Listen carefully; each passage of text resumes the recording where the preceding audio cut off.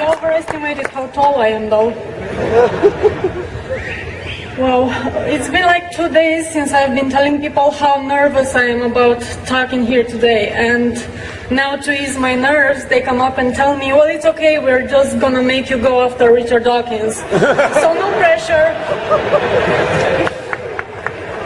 Seeing so many people here is absolutely overwhelming, especially with the wind and the rain and baby Jesus crying, I guess.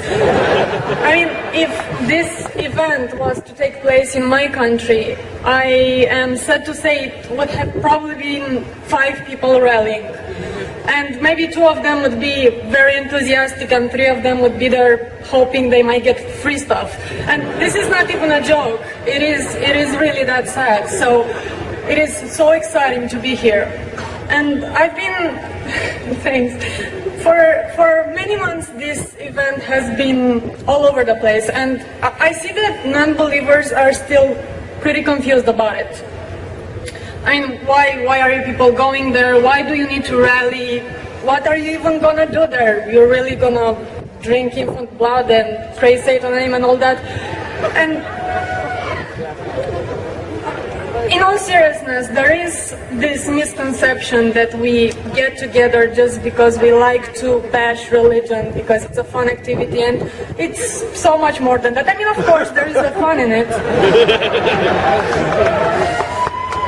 But as far as I can tell, our criticism of theists, and I think especially creationists, has nothing to do with them just having a religion. There are so many religions and religious cults out there that atheists and in general skeptics don't even come close to mentioning.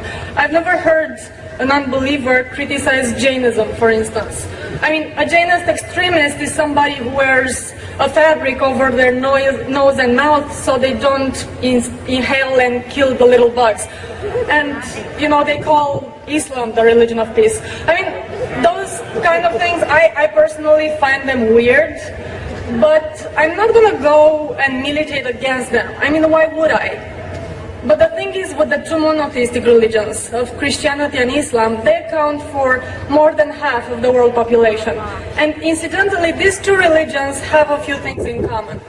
And if there are protesters here who say, no, my religion doesn't promote this kind of stuff, I suggest they should go read a book. And I'm talking about denial of science. There are still people trying hard to keep evolution out of school books, or bring religion alongside with it.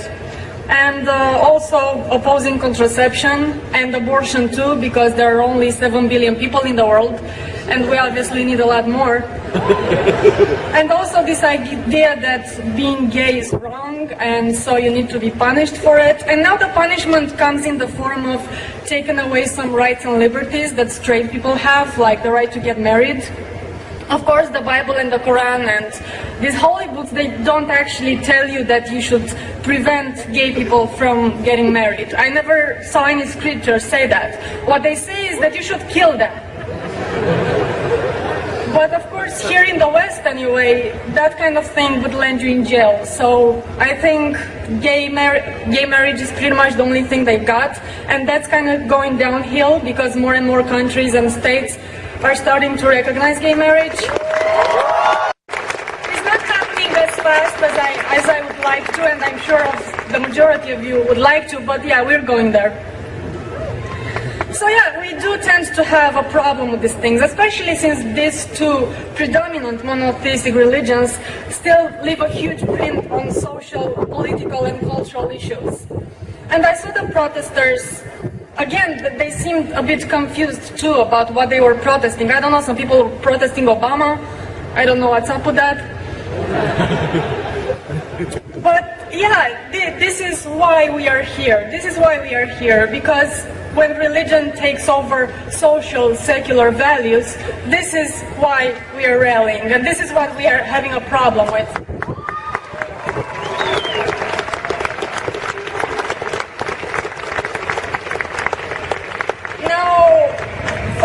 Fun. I know there are people who say that we are getting here together. This just shows that atheism is just like a religion. I'm sure you've all heard this, right? people saying that atheism is just like a religion, believers saying that. Because they say apparently we also have our sacred books, like the God Delusion and so on. And then we have our prophets, like Charles Darwin, and we have our evangelists, you know, the people who are spreading the good word around. And then there are people who give their money away to further the cause. We have these gatherings, all this stuff that indeed you do find with religion. But you see, if atheism is a religion because of these things, then so is the Democratic Party.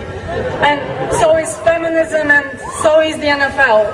And so is, yeah, everything else that involves people getting together and being active in any given field. I mean, what would really take for atheism to become a religion?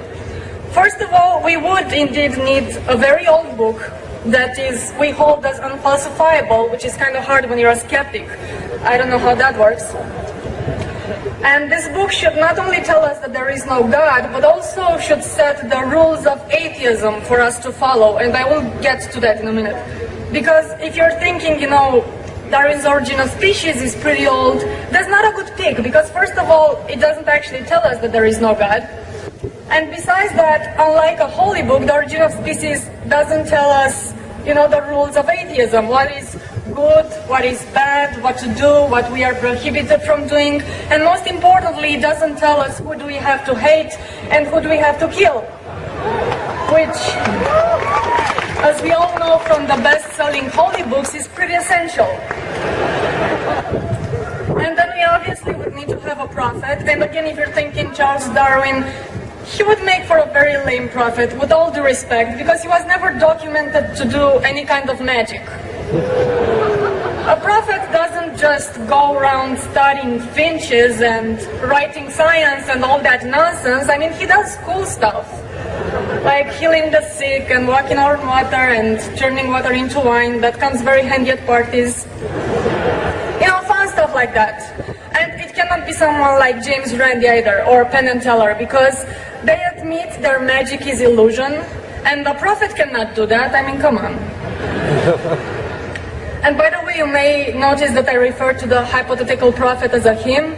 That's because apparently it must be a him, like with any proper religion. And he must have some people following him around, preferably males as well, because vaginas are evil, I don't know. And then another requirement would be to base our belief, well, actually our disbelief, on faith. And there is a big problem with this too, because most non-believers are non-believers precisely because they don't have blind faith. So how can you have a religion without faith? I have never heard of that. And how can you have a religion without prayer? You have to pray, and you have to continue praying regardless if your prayers are answered or not, because results are completely irrelevant to praying. We all know that. And also, you cannot have a respectable religion without a system of reward and punishment, preferably eternal, to scare people and bribe people into following the rules of atheism, which again do not exist. So as you can see, it's pretty impossible to make non-believing in God a religion, since this is not a system of beliefs. It's not even a belief in something. It's the lack of belief in the possible existence of something. So, you know, good luck with that. But this is a lot of talk, you know, to just justify it in a normal conversation. So in day-to-day life, when people ask me, when people tell me actually that I'm part of a religion because I'm an atheist, I tell them that yes, I have a personal relationship with reality.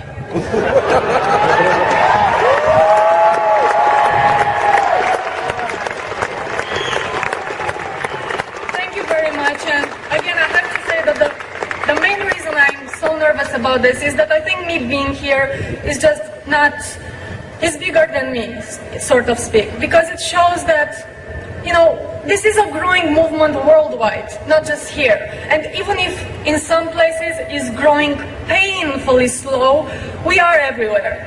We are. Thank you.